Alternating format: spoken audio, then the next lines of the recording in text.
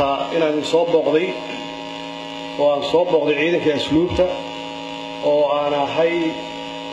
ciidanka kaliya oo ah ciidanka kaliya oo aan aqaano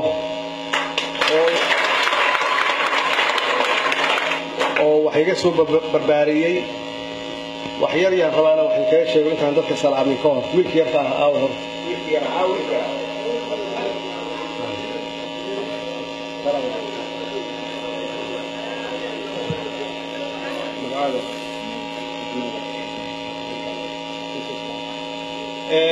waxaan ugu yeeray wiilkan kullayba hadda waxaad ku jirtaan barbaarinta agoonta oo runtii siday ahaan jirtay awalba dadka saboolka carruurta in laga qaado oo loo barbaariyo loo koriyo waxbarasho loo siiyo nolol loo siiyo waxaan ka codsanayaa dadka barbaarinaya intaysa seexan carruurtan calooshooda inay taabtaan horta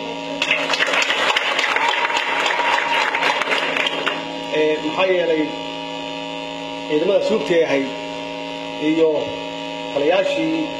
la foolay joogi jiray allah u naxariista qaarkood waa dhinteen calooshiina intaas u taaban jireen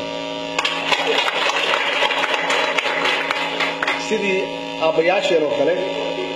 yaan ugu sheegi jirnay inaan gaajaysan nahay iyo dhibkaan qabno iyaguna waxay noo xanaanin jireen sida carruurtooda kale marka wiilkaan iga warqaba